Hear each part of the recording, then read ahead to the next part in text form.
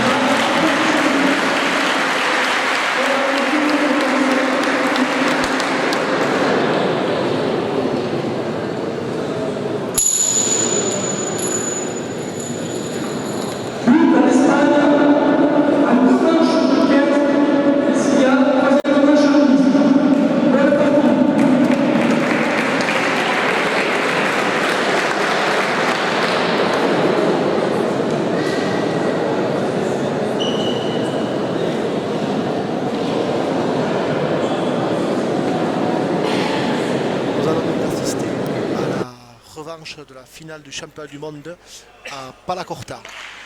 Donc pour m'aider à commenter cette partie, je serai avec Nicolas. Nicolas, bonsoir. Bonsoir Manu. Donc écoutez, c'est un plaisir pour moi de commenter cette partie de Palacorta, sachant que c'est une première pour moi. Donc je compte vraiment sur vous pour m'aider et pour m'appuyer techniquement. Oh, mais j'ai la pression alors. Je vous mets un petit peu la pression sur ce début de partie. Donc vous êtes vous-même joueur? Voilà, c'est ça. Je suis hollandais, originaire des Landes, donc du club amical stéphanois. Petit village à côté, on va dire, de Peyrehorade. Et là, je m'entraîne au Pôle France de Toulouse. Et donc voilà, et je suis un joueur, donc je connais les joueurs. Je suis un joueur de Palacorta et de Paletta Cuir. Vous évoluez à quel niveau? J'ai fait les championnats du monde de 2016 en espoir. On a gagné le titre à Paletta Cuir. D'accord. Et donc demain d'ailleurs à Paletta Cuir, nous faisons la Coupe d'Europe avec l'avant français là. D'accord, vous y allez demain. Et voilà, on part demain pour Iscar. Et il n'y a pas la Corta, voilà, je joue en National EA. Voilà. Très très bien. Donc c'est une première pour vous aussi au niveau des commentaires. Au niveau, voilà, c'est ça. Bon, bah, écoutez, Avec le gratté, on va dire, ce qui se fait de mieux dans le monde. Hein, ouais. donc je suis ravi d'être là. Bah, écoutez, vous pouvez nous parler un petit peu de ces 4 joueurs? Alors 4 joueurs, alors nous avons, on va commencer on va dire par les tauliers, hein, les deux arrières qui sont aujourd'hui les 2 meilleurs joueurs du monde. C'est ce qui se fait de mieux. Avec des profils différents, mais bon, 2 joueurs qui ne font pas faux, qui butent bien, qui ont toutes les qualités. Sylvain Breffel, pensionnaire du club de Toulouse, ancien professionnel, joueur très puissant, joueur ambidextre, champion du monde, titulaire à Barcelone. Et face à lui, on va dire son rival de toujours, Emiliano Skrufka de Barcelone. Emiliano qui est on va dire la classe incarnée de cette spécialité, qui est un joueur très délié, qui se déplace très bien, virevoltant. Et donc voilà, et pour les accompagner devant, aujourd'hui c'est place à la jeunesse. Parce qu'ils ont quel âge les arrières? Alors deux joueurs, Emiliano est le plus âgé, il doit avoir, je ne sais pas exactement son âge, il a 40 ans passés. Ah oui, d'accord. Ouais. Et Sylvain Breffel a... je lui demande, je crois, il a plus de 35 ans, Sylvain, oui. Donc voilà, après, la Palacorta, il faut savoir, c'est une spécialité où, on va dire, la maturité est tardive. Donc on peut jouer tard. On peut jouer tard, surtout à ce poste derrière, hein, où on a besoin vraiment d'expérience. C'est un poste très exigeant, où il faut beaucoup de mental. Donc voilà, c'est pour ça qu'on a notamment aujourd'hui les 2 meilleurs joueurs du monde qui sont, on va dire, plutôt jeunes. Et donc voilà, je disais devant, avec Sylvain, Luca Orso-Rigaray, joueur de la génération 95 de Pau. Lui par contre il est tout jeune. Il est tout jeune, mais il a déjà bien fait ses classes, c'est-à-dire qu'il a été champion du monde 2016 avec moi à Paletta Cuir. Il a également été l'année dernière champion du monde à Palacorta à Barcelone. Voilà, il était dans l'école qui est juste derrière moi. C'était, on va dire, il n'a pas eu la chance de jouer, Lucas, mais bon, il était le deuxième avant sélectionné pour l'équipe de France. D'accord. Donc voilà, il a déjà quand même l'expérience d'un mondial. D'accord. Et avec Emiliano Skrufka, c'est Carlos Baeza, club de Valladolid, à côté de Madrid en Espagne. Un joueur qui a été champion du monde de Palacorta Esport en 2016 à Biarritz. Un joueur qui a été médaille de bronze en 2017 à la Coupe du Monde ici même à Eloga. Et l'année dernière, voilà, c'était Gao Beka qui joue à sa place. Ils ont perdu contre la Paul Breffel à Barcelone en finale. Bon, Voilà. on a vraiment la chance ce soir d'avoir 4 joueurs de très haut niveau. Exactement, 4 joueurs de très haut niveau. Et voilà, on pense que c'est quand même les avants qui vont avoir la clé aujourd'hui, hein, parce que derrière, ils ne passeront pas à côté, ils n'en seront pas à leur coup d'essai. Et des avants voilà, qui sont jeunes, qui sont pleins de bonnes intentions, mais qui peuvent égarer parfois voilà, la fougue de la jeunesse, mais qui peuvent également rivaliser avec n'importe quel joueur dans le monde. Donc c'est eux qui vont avoir la clé. Hein, voilà, c'est l'avant qui prendra peut-être le dessus sur l'autre, remportera peut-être la partie. Donc ce duel entre avant va être intéressant. Très intéressant. Très intéressant, des joueurs très toniques, des joueurs qui sont pratiquement totalement ambidextres, qui jouent des 2 mains pareils. Et voilà, on sait la difficulté et le poids de l'instrument, 800 grammes à Palacorta. 800 grammes. 800 grammes, donc on appelle ça la massue. Hein. On appelle ça la massue. Contrairement à la Paletta Cuir. Paletta Cuir, il y a 200 grammes de moins à Paletta Cuir. Ça a son importance là. Ça a son importance, et c'est aussi la pelote qui change. La pelote est beaucoup plus épaisse et beaucoup plus lourde à Palacorta. Et donc sur la pala, il faut absolument la centrer parfaitement pour pouvoir la remettre au mur et optimiser ses frappes. Donc passé ce moment très intéressant de présentation de ces 4 joueurs, l'équipe espagnole est largement devant, puisqu'elle a très bien commencé sa partie. Exactement. Avec un Emiliano Skrufka qui bute à la perfection, vous allez le voir, qui se rapproche de l'angle au but avec sa patte gauche, la pelote qui reste à gauche, et voilà, et Lucas comme il peut, la sort de la main gauche, mais c'est très difficile pour lui. Donc voilà, pour l'instant, un début de partie plutôt à l'avantage des Espagnols.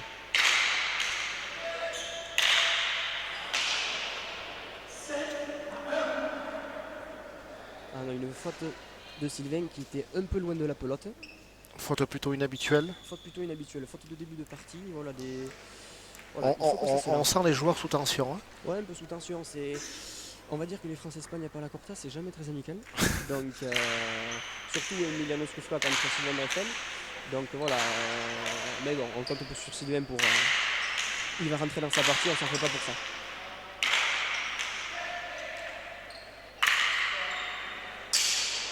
Voilà, là une faute de Emiliano Scuffa qui frappe en reculant. Qui est en défense, ouais, c'est sa pelote qui va mourir sur l'arrêt. On l'a entendu au bruit, hein. Le bruit sur la pala d'Emiliano Scuffa, une pelote qui lui reste dans la pala.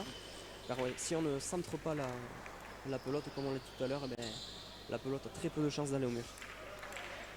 Permettant à la paire Ursurigaray Breffel de marquer leur deuxième point et de rentrer petit à petit dans cette partie qui, rappelons-le, va se jouer en 2 manches de 15. Et en cas d'égalité, nous aurons une troisième partie en 10 points. Place au jeu. Et un duel entre les deux arrières. Ursurigaray qui se mêle au jeu, livrant un petit peu la pelote pour l'avant espagnol. Ça se rééquilibre. Une faute d'Ursurigaray. C'était une pelote à lui. C'était une pelote à lui. On va dire que si la pelote bondit entre le 6 et le 7, l'arrière est en difficulté parce que la pelote de Palacorta monte après le bon, monte et vu que l'instrument est très lourd, jouer par-dessus l'épaule, ça reste difficile. Donc du coup une pelote qui était à lui, une volée haute c'était à lui, il a pris ses responsabilités. Bon, il a fait faux mais c'était à lui.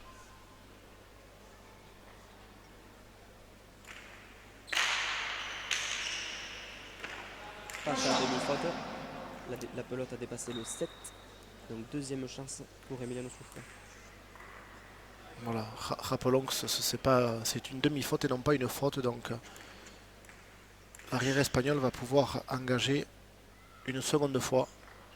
Si sa pelote redépasse la ligne 7, à ce moment-là, ça sera une faute. Mais la pelote est à l'intérieur de l'aire de jeu. Et voilà le troisième point pour l'équipe pour Ursurigaray Breffel. Voilà, cette frappe de Sylvain qui est peut-être le seul joueur du monde étant droitier, du 9,5 à pouvoir relancer une pelote au 9,5 collée à gauche. Et pour faire le point sur la main forte de Emiliano Scuffa, c'est que la pelote était bien tapée.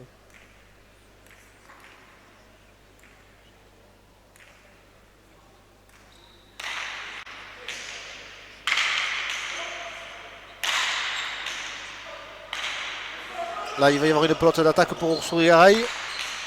Très bien tapé. Qui en profite et qui réalise le point. Très beau coup de Lucas Ursurigaray qui croise parfaitement la pelote dans le 6,5. C'est-à-dire qu'il empêche Carlos Baeza d'intervenir à la volée pour aider son arrière. Et Emiliano Scuffa se retrouve avec une pelote en reculant à jouer sur les talons et ne peut la remettre au mur. Il semble que les Français sont quand même rentrés dans leur partie. Ça a mis un peu de temps. Mais c'est bon, les hostilités sont lancées.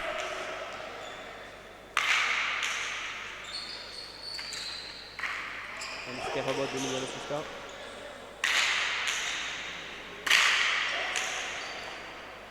Quelle vitesse! Ouais, beaucoup de vitesse.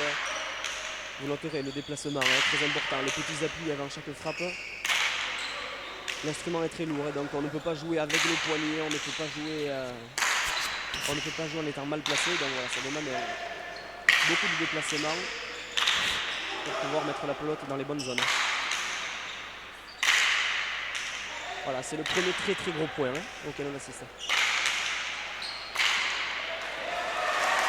Ah, très beau point. Très beau point, oui, avec les deux équipes qui ont défendu, qui ont attaqué dans le même point avec de superbes défenses, de l'air robot. Lucas qui a accéléré par le couloir de gauche et qui a pris Emiliano Scuffa de vitesse. Donc but Sylvain Breffel. Beaucoup de concentration. Le rituel habituel.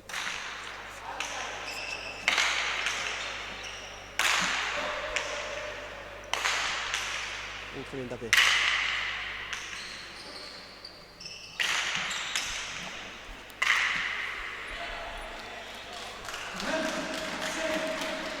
9-5. L'équipe espagnole qui vient de marquer son 9e point. 9e point avec un but de Sylvain pas assez appuyé. Pas assez appuyé, il n'a pas trouvé le mur de gauche dans la bonne zone et il a perdu l'avantage du mur dès le but. Donc voilà, Palacorta, l'importance du but. Essayer de faire jouer soit l'avant de sa main faible, donc de la main gauche, ou alors essayer de faire rebondir.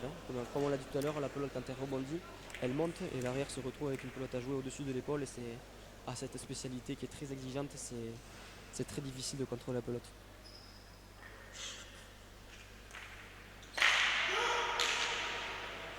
Magnifique but. Bien relevé par Breffel. Là, ça défend costaud.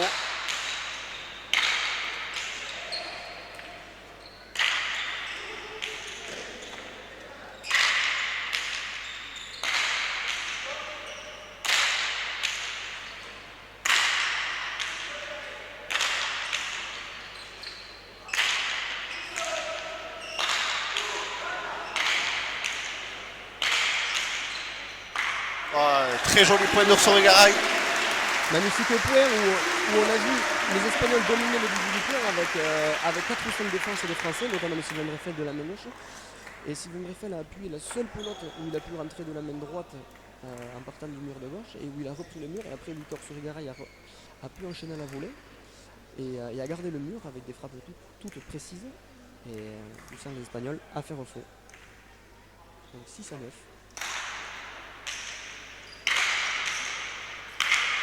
Aïe. Voilà. Une faute provoquée, mais une faute où Lucas Urso-Garay devant a dû jouer en courant, c'est-à-dire faire une volée en se déplaçant. Et à Palacorta, ça c'est difficile. Exactement, quand les deux appuis ne sont pas bien ancrés dans le sol, c'est difficile de contrôler la pelote, même pour les meilleurs. D'où l'importance vraiment d'anticiper et de se déplacer plus rapidement avant de taper la pelote. Voilà, et on voit Sylvain pour éviter de taper dans la course. Exactement, Sylvain qui semble, encore une fois, c'est sur son retour de but que Carlos Baeza réussit à intercepter. Tout à fait. Et voilà, ils perdent le point vite alors que les Français ont le but. Et le but à Palacorta est censé être un joli avantage. Vous jouez à quel poste, Nicolas? Je joue derrière, je suis gaucher, donc voilà. J'ai pas ma place devant. J'ai pas mon mot à dire. La faute directe. Une pelote relativement facile, bon, même s'il est main gauche, une pelote qui n'avait touché aucun mur, qui n'avait pas touché le mur de gauche, qui vient sans trop de vitesse sur la main gauche de Lucas, bon, qui a voulu peut-être un peu trop en mettre, et qui fait faute. Ouais, il a forcé un peu sa pelote.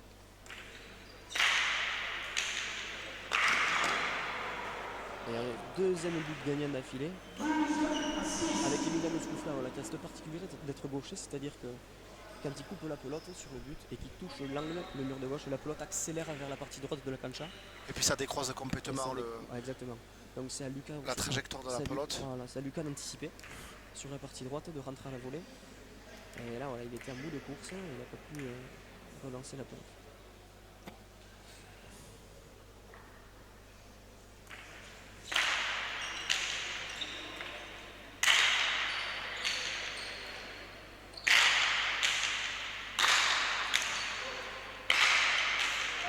Ça va être dur. Oui. Alors là, on appelle ça l'entre-deux.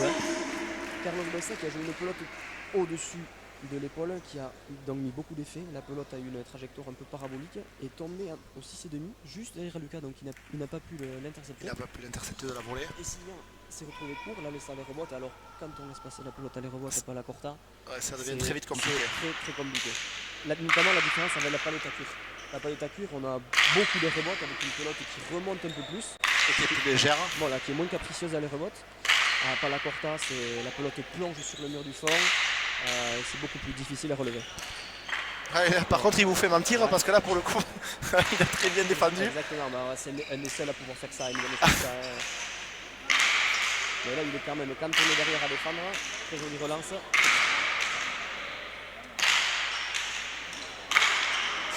Magnifique point. Là, ça joue. Quelle intensité, quelle vitesse d'exécution de ces 4 joueurs. Magnifique. C'était voulu? C'était voulu de laisser la pelote à gauche et on se rend compte maintenant qu'il n'y a plus forcément d'équipe qui domine, plus d'équipe qui est dominée ou qui attaque. On a 4 joueurs qui lâchent leur coup, qui dans le même point défendent, attaquent, tentent leur chance. Et voilà, là ça y est, la partie est lancée, là les joueurs sont Ah, là, ils sont chauds. devant, voilà. Mais d'ailleurs, tempo. Tempo, ça veut dire que bon, il faut que les joueurs se parlent. On voit Christian Latsag s'approcher de Sylvain Breffel pour lui donner quelques conseils. Christian Latsag, qui est l'entraîneur de l'équipe de France des palettes à cuir. Ben voilà, De palette à cuire. Deux palettes à cuir. Deux palettes à cuir, voilà. Mais il intervient sur la corta aussi. Voilà, il est très complice avec Jean-Pierre Michel Narik. On va aussi parler à Lucas Sourigara. Et voilà. Tout à fait, puisque là on a les deux entraîneurs. Hein. Exactement. L'un donc Latsag à la cuire et Michelena à la corta. Voilà, donc ils parlent à leur poulain, on va dire. Et leur donner 2-3 conseils, peut-être des conseils sur le changement de pelote, car il y a 4 pelotes en jeu. Des pelotes qui sont toutes différentes, qui ont le cuir toutes différentes, qui ne rebondissent pas pareil, qui ne sortent pas pareil du mur de frappe. Donc voilà, le choix de la pelote selon les qualités des équipes est très important. Et ce, j'imagine, en tant que spécialiste à Manu, ça doit être un peu pareil, des pelotes de cuir. Oui, là effectivement, sur la même mur à gauche, le choix des pelotes est aussi prépondérant et important, puisqu'on a vraiment des différences significatives selon les pelotes. Quant à une trinquet, discipline à laquelle je joue, on a moins de différences. Il y en a, mais elles sont, c'est moins important que sur du mur à gauche.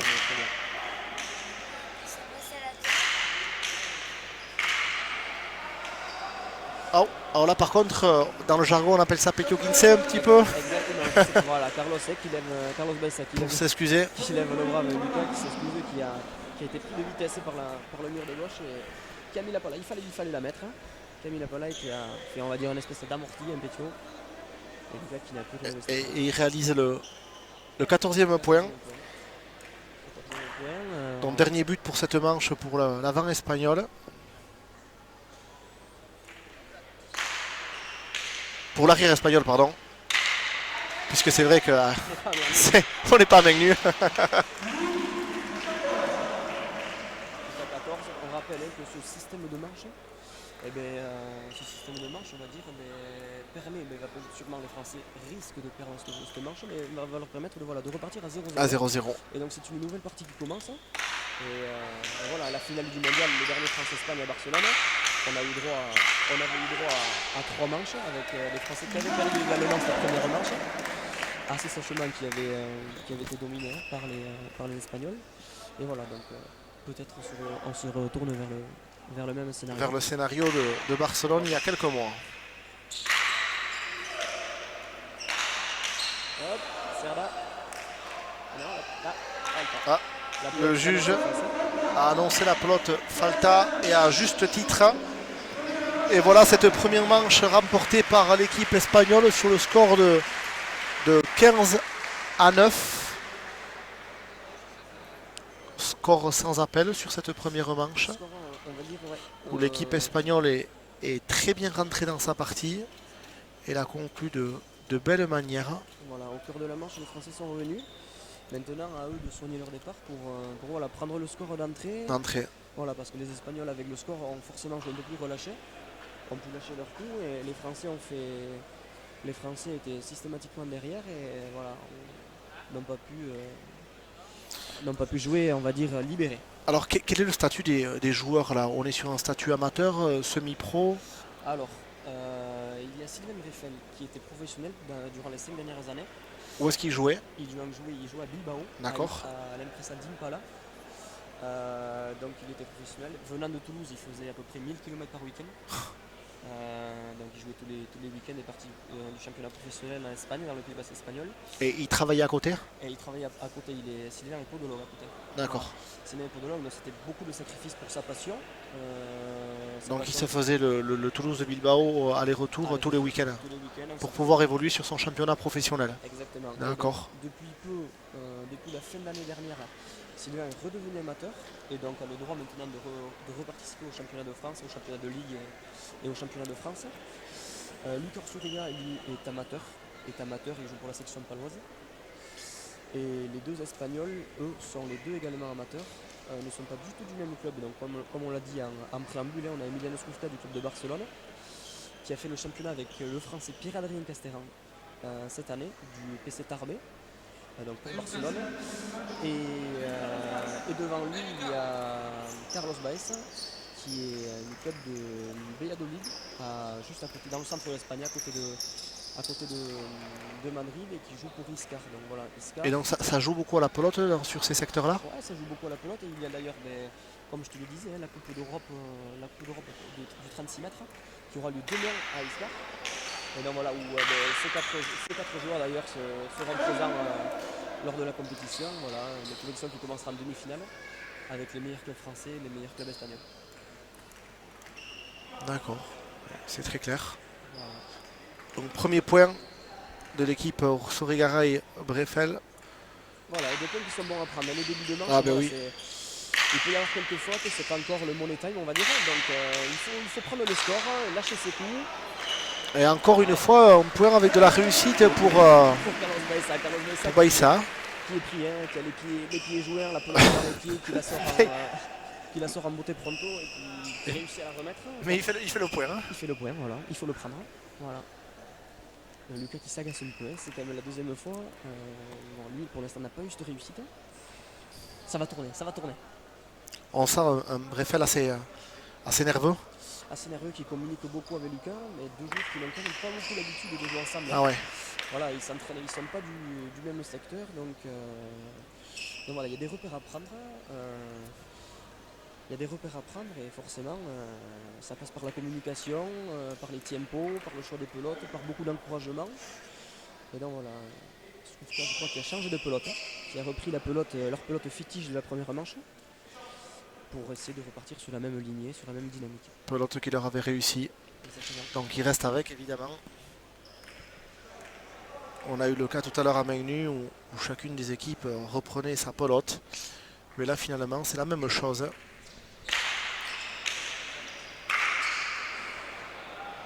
Lucas qui veut aider Sylvain de la main gauche, qui veut lui prendre la pelote pour le soulager, mais qui ne la centre pas et qui vient toucher les couchettes du filet.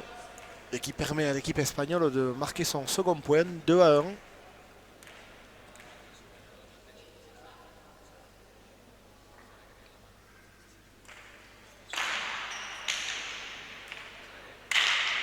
Ah ben là pour le coup il a laissé. Voilà, les Français, voilà, et Breffel n'a plus la relever. Il n'a plus la relever, voilà, c'est pour ça les Français communiquent, qui essaient de trouver des solutions sur le but. Emiliano Skufka est l'un des meilleurs buteurs du monde. Hein. Sa pelote est, on va dire, 90% dans la partie gauche de la cancha. Il s'approche énormément de l'angle, hein, obligeant l'avant à être vigilant pour défendre l'éventuel délire. Et voilà, Lucas qui arrive à défendre et le point est lancé. Oh, la magnifique défense de Skufka.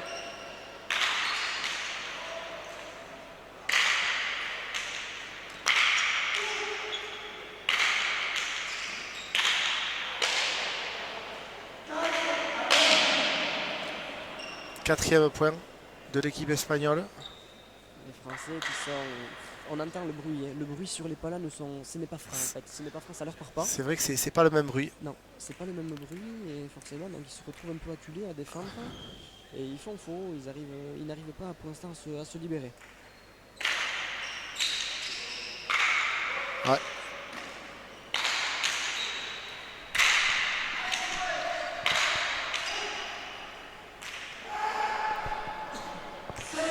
Sylvain Breffel, bon, là, qui essaie, Lucas avait le mur, hein. Lucas a mis de la vitesse dans le couloir de gauche et Sylvain, il lui a manqué un pas. Il lui a manqué un pas pour pouvoir accélérer cette pelote et il a tapé avec la tranche en faisant une faute permettant aux Espagnols de marquer leur 5e point. Attention, l'écart semble fait, il va falloir réagir. Allez.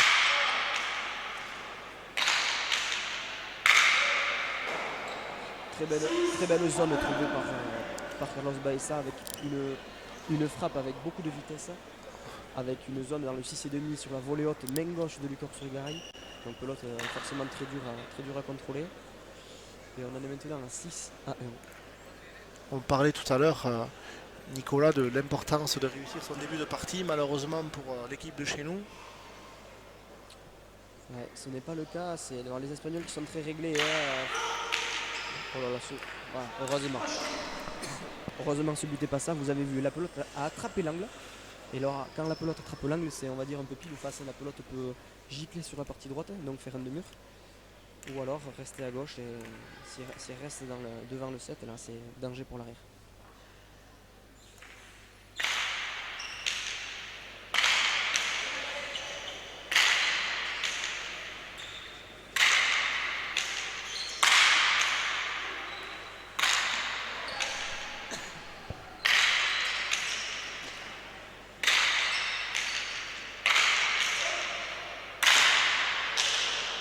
Sylvain qui refuse sur ce coup la main gauche, alors que c'est un coup fort, il se retrouve contre le mur à essayer de taper de la main droite. C'était peut-être pas le bon choix, il aurait peut-être dû se mettre plus au milieu de la cancha et lâcher sa main gauche, comme c'est le faire.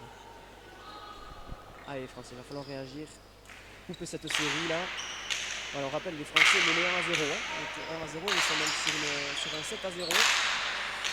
Voilà, quand la série est lancée, c'est difficile, voilà, difficile de l'arrêter.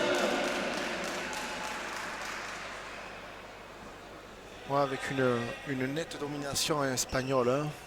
Notre domination, et maintenant, c'est on va dire l'aspect psychologique qui s'en mêle. Hein. Les Français qui ont un peu la tête au fond du seau, là, qui ne trouvent pas de solution hein, face à cette redoutable. C'est ça, le constat, c'est effectivement le manque de solution face à la vitesse de l'équipe espagnole qui imprègne un rythme très élevé. Pas de faute, ils obligent les Français à faire à chaque fois une frappe de plus. Ouais, belle défense. Allez, il faut en profiter. Mais voilà, un point qui va faire du bien à Ursuri Garay, voilà. Qui a été se le chercher, qui a été tapé cette demi-longue. Donc Sylvain qui va parler à son jeune avant de 24 ans, voilà, qui change de pelote, qui va essayer de couper la dynamique. Et on va voir, essayer de bien buter, repartir sur des choses simples. À Palacorta, quand on est dominé, voilà, il s'agit de bien buter, essayer de tenir la pelote à gauche, ne pas faire faux. Est-ce qu'on va assister à la remontada? Voilà, un but un peu court. Est-ce que Cap peut s'appuyer dessus? Ah, ça s'est très bien tapé. Ouais, bien défendu. Pelote d'attaque pour Ursuri.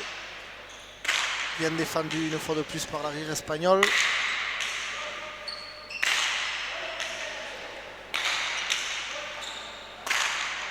Allez Lucas.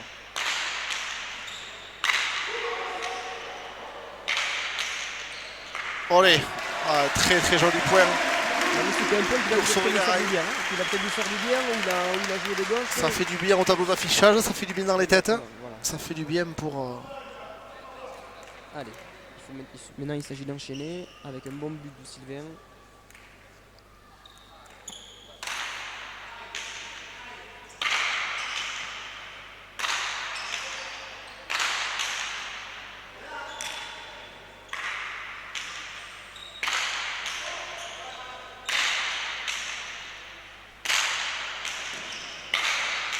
Très bien touché. Bien défendu par Carlos Baessa. Aïe aïe aïe. Hop, je pense qu'il aura le mérite. Voilà. Voilà, Lucas qui de façon très sportive accorde le mérite et s'excuse à Carlos Baessa. Voilà. Lucas qui s'est retrouvé sur la trajectoire. Un peu étonnant d'ailleurs que l'avant espagnol il tapait cette pelote. Ouais, maintenant les règles internationales, les arbitres demandent de jouer. Demandent de jouer et c'est eux qui tranchent. Voilà. Donc voilà, il demande de jouer, à part si voilà, la santé d'un des joueurs en dépend, mais voilà. Donc, Carlos Baessa qui essaie de la relever. Ouais. Oh, cette pelote qui a pris de l'effet, qui s'est complètement arrêtée au mur de gauche. Exactement. Lucas qui a bien croisé, qui a eu une pelote dans la partie droite par-dessus l'épaule, qui a fait l'effort de la croiser, de céder du mur de gauche, et ce bloc qui n'a pas trop rebondi, et qui a surpris Emiliano Soufa.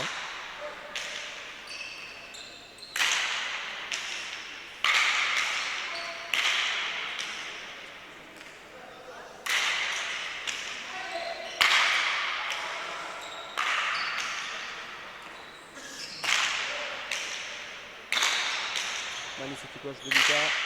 Il va falloir serrer. Oh, il touche l'arrêt. Pelote Guérin, Emiliano Souka qui a une pelote à la volée sur sa main forte, qui a lâché le bras, qui a tapé fort en bas au milieu, et Lucas qui s'est retrouvé pris par la vitesse, qui n'a pas pu contrôler la pelote. Donc 9 à 4, les Français voilà, qui ont relevé la tête. Mais voilà, maintenant il va falloir engranger obligatoirement une série, sinon ils ne pourront pas revenir au plan de shot.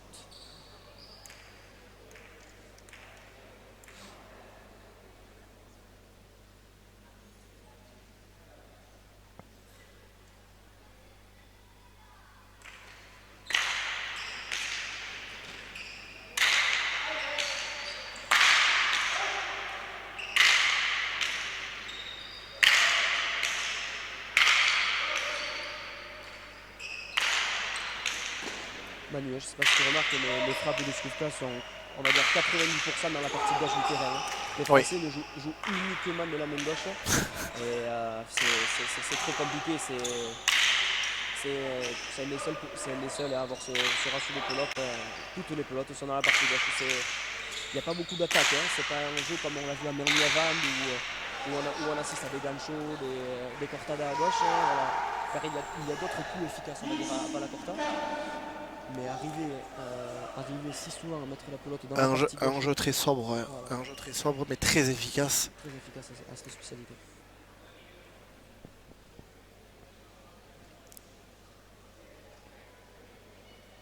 Alors, les rituels éminents souffle au but. Beaucoup de concentration et c'est parti.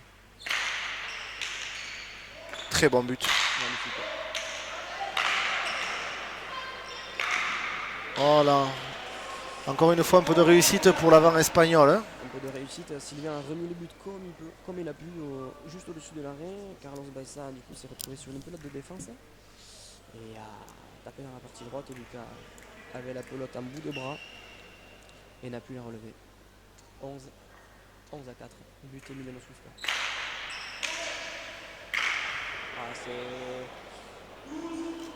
Ça paraît peut-être neutre comme ça ce qu'il fait, mais moi qui suis gaucher, moi, je peux vous en parler. Et buter avec cette régularité dans la partie gauche, voilà, Lucas est obligé de la prendre et la pelote tombe au 6,5 avec de la hauteur sur le frontis. C'est-à-dire que quand elle rebondit, Sylvain Breffel ne peut pas l'avoir avant les rebottes, c'est pas possible. Donc Lucas doit la prendre et elle est collée à gauche, donc il ne peut la contrôler.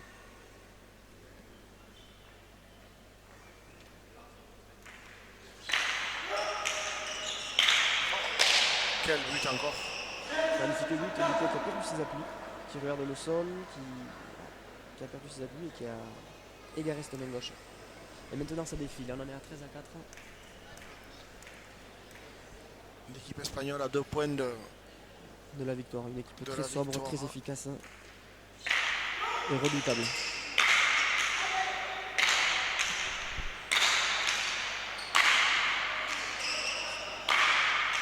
Alors, ça va être pas évident pour Souffla. Allez Sylvain, il faut l'appuyer. Il vous a écouté. Exactement. Sylvain qui a lâché son poulet avec un peu plus de hauteur. Et Carlos Baissa a joué cette pelote sur les talons.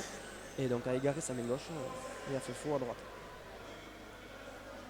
Allez, nouvelle pelote.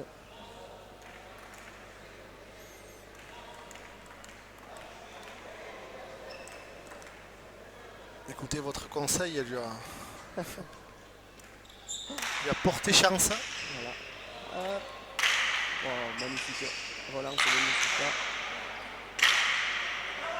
Quelle fluidité dans son placement. Exactement. Aïe. Et oui, Sylvain Breffel qui cherche des solutions, qui doit forcer le destin, n'ayant pas forcément aujourd'hui de solution dans le jeu face à cette équipe espagnole, voilà, qui tente d'attaquer le ras de raie en bas à gauche, mais qui fait faux.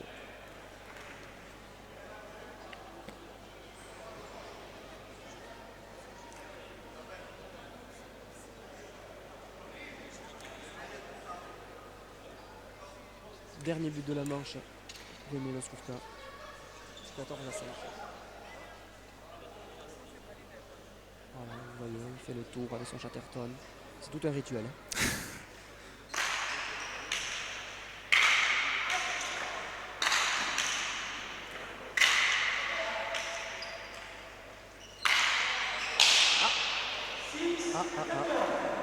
Il va neiger ou quoi? Qu'est-ce qui s'est passé là? Faute de Milos Kufka sur une pelote relativement banale. Il en fallait une. Il en fallait une erreur quand même. C'est peut-être un peu tard, hein, il faut se le permettre, on va dire. Les Français, hein, pour rester en vie, doivent marquer les 9 derniers points de la manche. Bien buté, mais bien défendu, une fois de plus. Ah, paraît, voilà. Bon, magnifique relance de Carlos Baissa de la main gauche.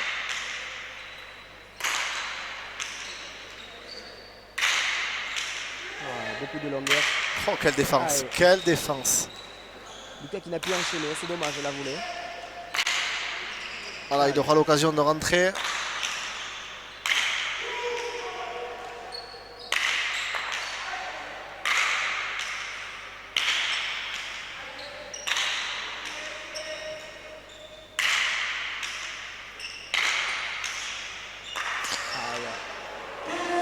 Et partida. Et voilà, victoire de l'équipe espagnole sur le score de 15-6. Voilà, un petit bisou, un petit câlin. Et Ils se connaissent bien. Ils se connaissent bien. Ils se disent à très vite pour la revanche. C'est pas la première ni la dernière fois qu'ils se jouent. Cette fois-ci, la balance a penché clairement Manu, pour les Espagnols, avec les Espagnols qui ont été meilleurs, mais dans tous les compartiments en défense, ils ont su laisser la pelote à gauche, beaucoup plus que les Français. Ils ont fait plus mal sur les pelotes d'attaque. Emile Moussouka a mieux buté que Sylvain Dreyfus, avec notamment beaucoup plus de longueur. Et les Français n'ont pas trouvé de solution aujourd'hui. Voilà. Et voilà que la soirée sur Anglette se termine. Nous avons passé vraiment un bon moment avec une première partie de main nue qui a été vraiment d'un niveau élevé, avec une partie relativement équilibrée et serrée qui a vu la victoire d'Hospital Chala. Concernant cette finale de Palacorta, Nicolas, ouais, mais comme on l'a dit, elle aura été moins équilibrée que... Moins équilibré, un score sans appel, avec des Espagnols qui n'ont pas fait faux, qui ont su tenir la pelote dedans. Des Français qui ne touchaient pas aujourd'hui. On entendait le bruit sur les Palacorta, qui n'étaient pas bien, qui n'ont pas mis la pelote à gauche, qui n'ont pas trouvé de longueur. Sylvain qui a buté un peu court. Voilà, ce sont des petits détails, mais quand on les additionne les uns aux autres, qui font que face à une des meilleures paires du monde, le score, voilà, c'est sans appel, quoi. C'est 2 manches sèches. Et voilà, les Français reviendront pour la revanche, mais bon, voilà, pour la revanche de la revanche. Exactement. Et aujourd'hui, c'est une petite déculottée. Voilà, on va laisser l'antenne rester bien évidemment sur TV Land. Et on vous dit à très vite pour encore de grands moments de pelote. À bientôt, bonne soirée.